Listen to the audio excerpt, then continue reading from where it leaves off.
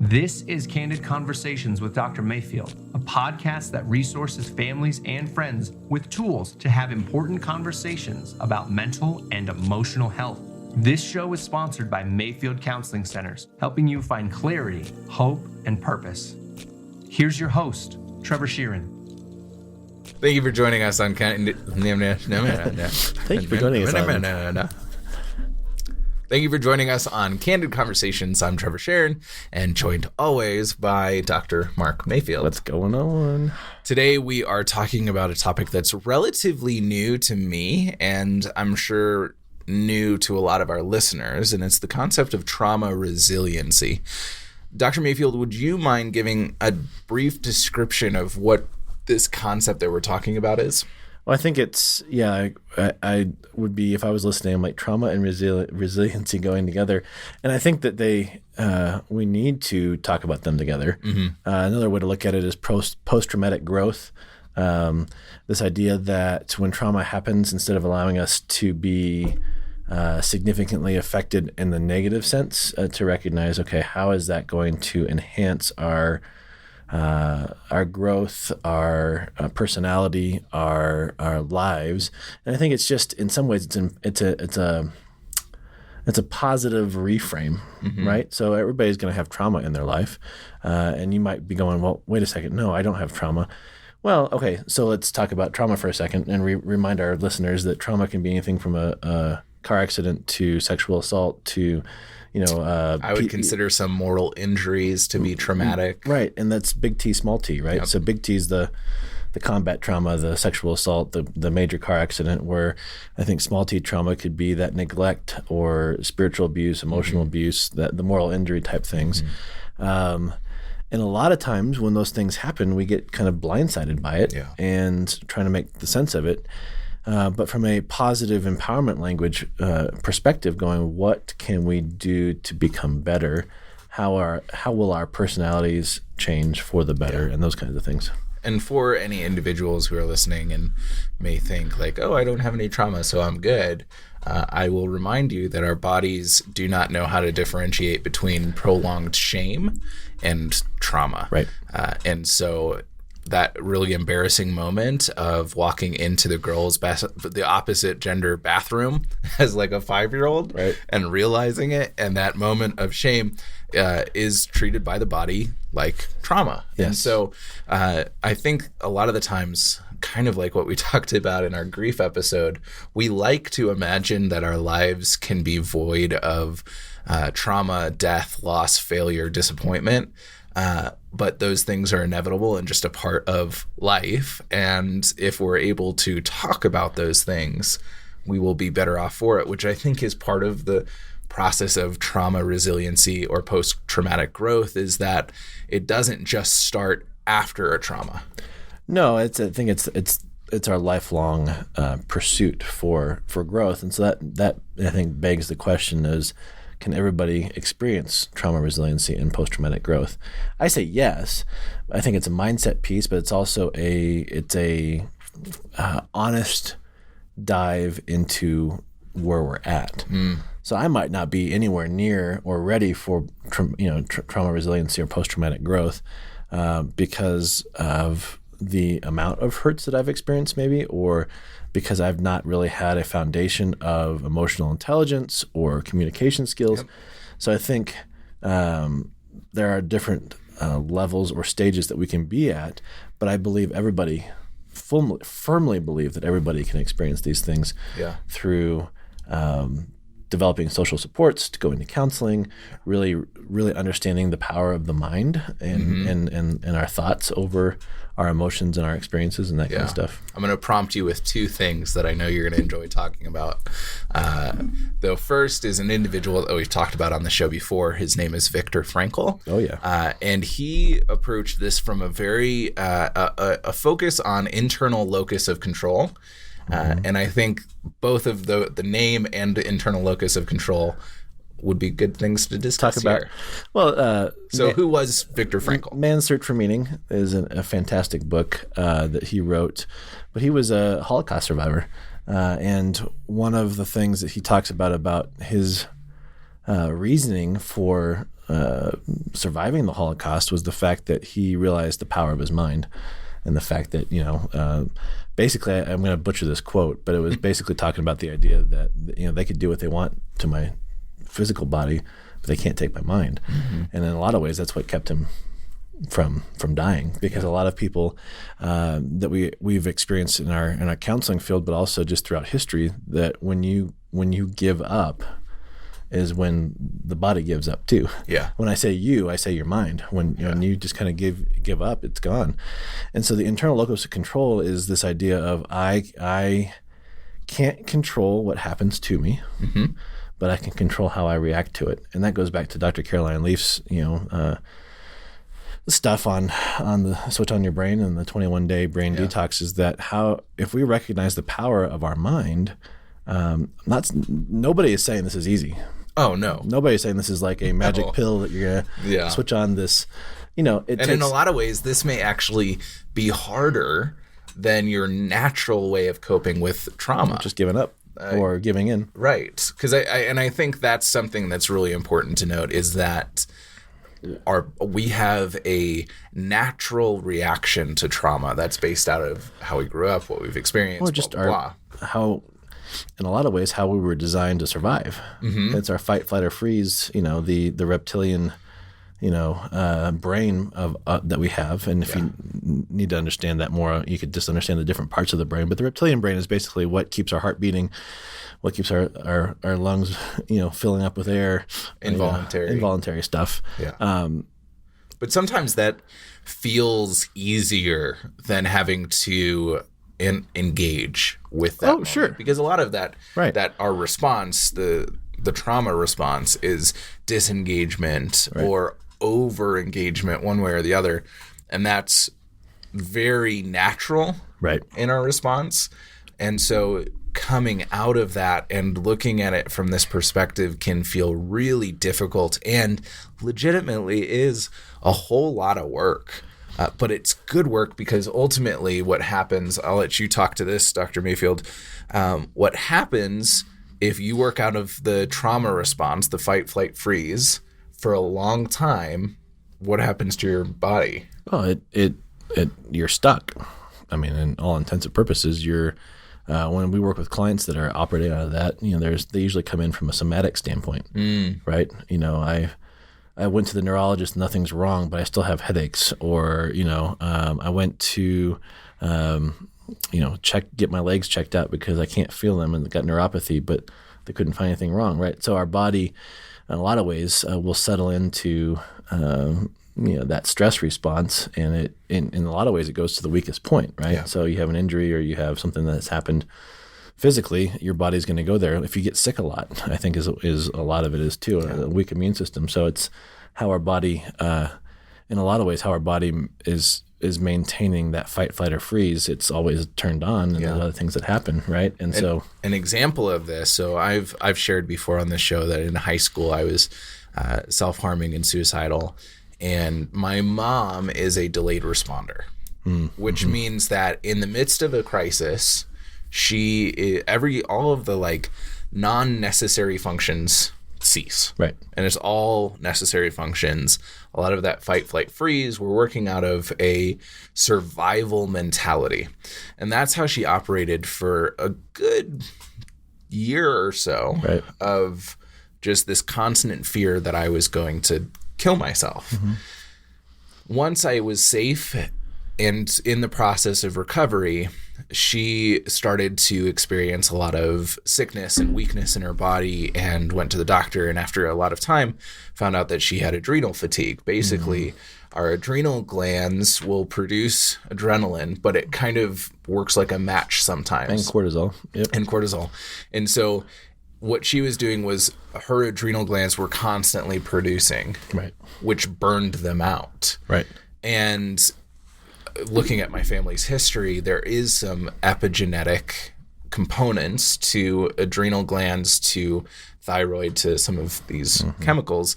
And so that was the weak point for her, where it got to her. And that will look differently for each person, but recognizing that a lot of the trauma that she experienced during that time is why she 10 years later still has struggles with her adrenal glands and being alert.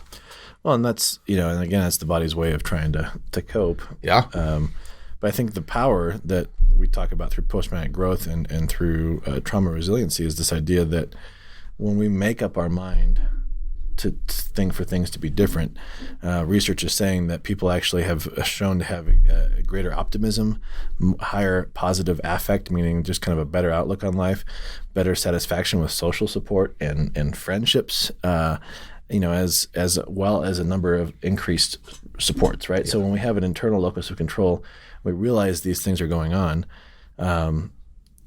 Yes, it's a hard upscale. I mean, it's a hard totally to climb out of sometimes.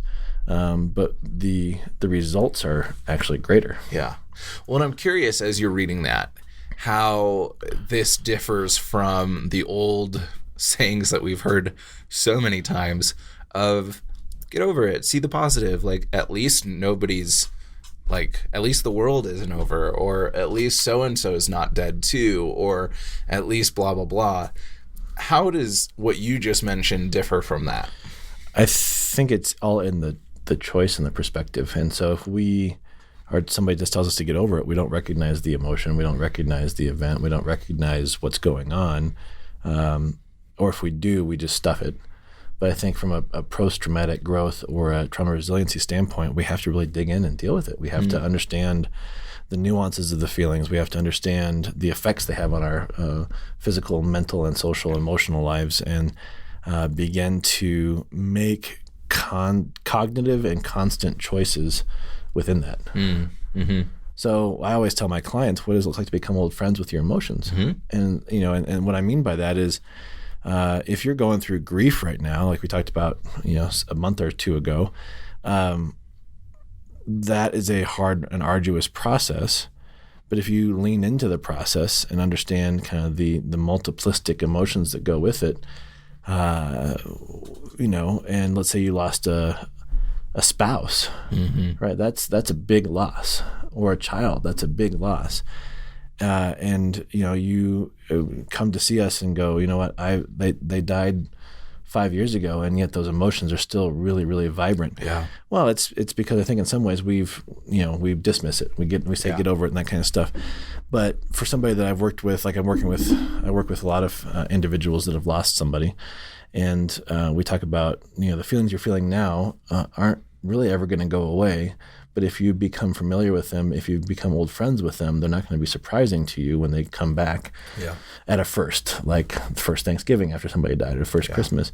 And when we become surprised by things, what do? We tend to protect, run away, whatever. But if we know, okay, that sucks, that's hard, that hurts, mm-hmm. but I've got these 3 resources to reach out to, I've got this person I can talk to, it becomes a lot different. And that's the resiliency piece, right? Mm-hmm. The resiliency piece is let's work through it, not get over it. Yeah. And for any of our listeners and viewers that are trying to understand what this looks like and how you may be able to use this in your own story, I have 2 recommendations for you. The first is counseling always, because I think it makes so much sense, especially when we're dealing with trauma. The second one is Mayfield Counseling Centers is going to be starting a new series soon here, just a couple videos of one of our therapists, Shane Stewart, meeting with individuals and kind of pulling out the points of post-traumatic growth and trying to teach you how to do that. And so keep an eye out for those. The series is currently unnamed, but if I remember in the future, I'll come back and put it in the comments. Nice. Once it's done. And I think I think it's that self-awareness piece. So it's going back to, even a lot of the Core Longings series that we did and figuring out where maybe you're struggling or lacking and working through those. Because I think, and I'm a firm believer of this, and I'm going to repeat myself here, but everybody has the opportunity for this. Mm-hmm. It's just finding the way to get to that. Yeah. Yeah, I don't think anybody lacks the ability for post-traumatic growth. No, but we diagnose. And so, I mean, we get on a soapbox for a second. If we diagnose somebody with post-traumatic stress disorder, how's that? Like, if I were to diagnose you with that after a trauma, as obviously as counselors, we know that can be helpful in the sense of understanding how we're going to do therapy and how we have, the steps that we make forward. But if I say, okay, this individual's got post-traumatic stress disorder, but I'm going to say, hey, let's figure out post-traumatic growth. How does that switch your thinking from a diagnostic to a future-oriented growth? Yeah. And I'm currently at the Wellness Center at UCCS and learning how helpful diagnoses can be in guiding therapy. Yep. And I think that's what you're talking to as well. But you're right. A lot of times we're going to throw a DSM code at you and you're stuck with that forever. Right. That's kind of the culture that we live in. When you meet with individuals, and I think you can really tell. I want to challenge our listeners on this because I've been challenged with this. How do you identify yourself? Yeah. I am a suicide survivor that is working through anxiety and depression, or I struggle with. Right? How do we verbalize these things? Or I have. You label yourself with these things. And, as I've begun to understand kind of the nuances of anxiety and depression, realizing that a lot of it has to do with my outlook. Yeah. A lot of it has to do with my engagement of self and my thought processes. Yeah. And if I don't catch myself, then it feels almost out of control. Yeah. But if I'm able to work through those things, that's where the resiliency and the growth come from. And to get on my soapbox for just a moment, literally everyone struggles with anxiety and depression to one extent or another. Yeah. It's not that like humanity is like one person can be totally removed from that's the existential framework, right? I mean, living in this world produces those things. Right. The unknown produces those things. And I think being able to normalize that, like we have a DSM diagnosis for depression when it becomes a clinical concern, and so not everybody has clinical depression or anxiety, but everybody has some amount of depression and anxiety and has gone through some level of trauma one way or another. Everybody has experienced shame. These are all parts of the human experience, for better or worse, but they are. And the best that we can do is recognize that I don't get to control the world around me. Nope. I don't get to control how the crazy Colorado drivers drive around me, but I can control how I'm driving. And more importantly, I can control how I am interacting internally with these drivers, with the anxiety that I feel, with the fear that I have, and recognize that the world can do all sorts of things to me. I'm not safe in a lot of ways. Right. And I also have control over myself. And I think that's where, if I'm going to harp on something for a minute, I think that's where the medical model gets us in trouble. Because if we have a diagnosis, then we have an excuse. And I'm not trying to be mean, but I'm just saying that we can have an excuse. Yeah. Right. And I think that's where a lot of times our world goes to is I can't help it, I have. And I'm like, no. You can help it and you are able to do these things. Let me help you figure that out. Yeah. And I think that's where we draw the line, or not draw the line, but we really differentiate between trauma resilience and not, is that when we have somebody come in that says, these things have happened to me and my life is just miserable, my process is going to go, how do I help them begin to reframe their thinking to realize, that was horrible. I'm not going to deny that. I can't understand what that feels like because I've not experienced it myself. And are you wanting to stay stuck there because you don't have to be? If you are, I can't convince you otherwise. Right. Or are we going to reframe your processes, look through the lens of resilience and growth, and come out of it? Yeah. Well, and I think if we look at, I've mentioned over and over that I'm a huge fan of sci-fi and fantasy. And if we look at some of these... Really? If we look at some of these stories that we look after, and I go to the example of The Lord of the Rings because it's a great example. It changed fantasy. It started fantasy, in my opinion. If we look at The Lord of the Rings, it's not it's not that Frodo stayed in the Shire and lived happily ever after, and Sam married Rose, and it's all good. Mm-hmm. Like, that's not the story that we look at and we're like, oh, that's wonderful. That's so, like, that's a great epic story. The epic part, the part that we look at, is that Frodo and Sam went through the worst experiences imaginable. Right. Losing friends and allies, losing each other, losing themselves, being hurt, injured, kidnapped, all of these things, seeing devastation around them. Right. The thing that we look at and we respect and honor is that they got through it, and that at the end of the world, for half of Middle-earth, whatever, they're through it, and Sam comes home to the Shire, marries his love, and grows a garden and has children. And he's been through so much trauma, but it's at that point when we can look back on his story and be like, wow, He survived. that's such a wonderful, powerful story. But it isn't that without the hard stuff, and we get more understanding of who Sam is as a character, and so much more respect and honor for him because of what he's been through. But look at Sam and Frodo before and after. Yeah. And that's post-traumatic growth. Yes. That's trauma resiliency. And it's not pretty. Frodo doesn't come out of that super healthy. No. You know, he leaves. But he's a stronger, more vibrant, wise individual. And I think that's a good example of that. And if you haven't watched The Lord of the Rings, or don't watch, read. Well, The Lord of the Rings you can watch, but The Hobbit don't watch. Don't watch The Hobbit. No. And if you do watch The Lord of the Rings, I'm going to encourage you to watch the extended edition. Yep. Because it gives you a lot more information. But look at it through the lens of some of this post-traumatic growth, and take note of Frodo and Sam, all the characters before. I would say actually Audible or read it. Yeah. And it's the best way to do it. It is. Because it's such your imagination, and it's just wonderful. I'm going to Tolkien mastered go do that, words, I think, language. Yeah.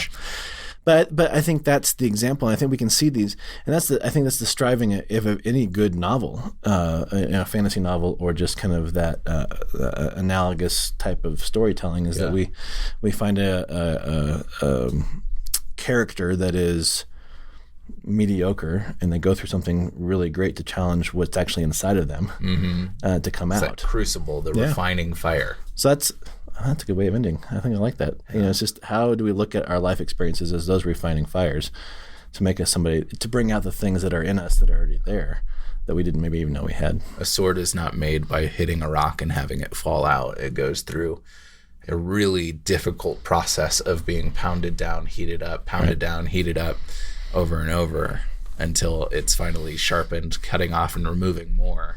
But the end product is, and I think if we can look at the end product of how can I be stronger and be more of me at the end of this experience. Right. I agree. Well, again, as always, if you need any support, let us know. Call us 719-452-4803. I almost forgot that one. And then, or email us, and we'd love to talk with you. Yep. And if you are interested in more conversations about The Lord of the Rings and how it ties into mental health, maybe I can convince Mark to do an episode with me on here. If not, you can check out the podcast Praying for Superpowers that does a lot of that work as well. Awesome. Thank you for joining Candid Conversations. If you would like more information, you can email candid@mayfieldcounseling.com or call 719-452-4803.